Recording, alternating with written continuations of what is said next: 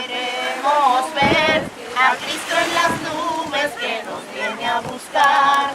Queremos ver a Cristo en las nubes que nos viene a buscar. Un nuevo tiempo comienza a nacer, tiempo de crecer y de nada temer. Muchos se fueron esperando a Jesús, pero muy pronto ya veremos su luz. Las señales muestran cada vez más que el triunfante viene en gloria a reinar. En la esperanza de verlo volver, lo que motiva nuestro caminar. Queremos ver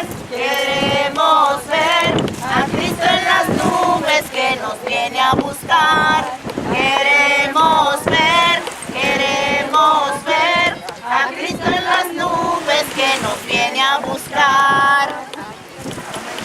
Mis hermanos, estamos contentos porque nuestra hermana Providencia Margarita y también nuestra hermana Milagro tomaron su decisión en sellar su pacto con Cristo Jesús.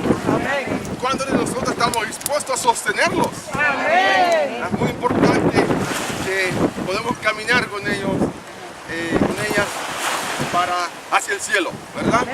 En nuestro caminar diario deben sentir nuestro apoyo, deben sentir nuestros abrazos, nuestra comprensión, para así juntos poder llegar a la eternidad.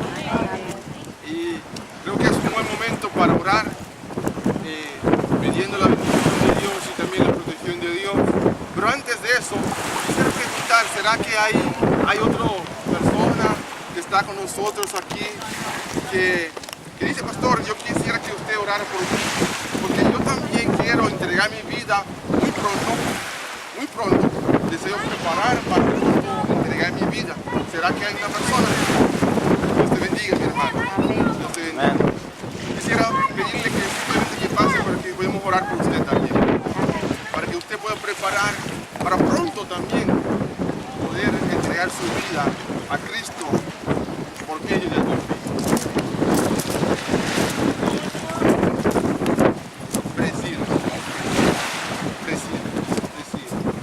Patricia, ok. Gloria a Dios, gloria a Dios. Vamos a orar. Pastor, venga.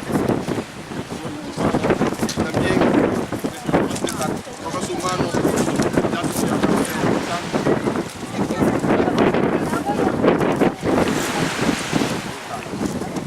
vamos a orar.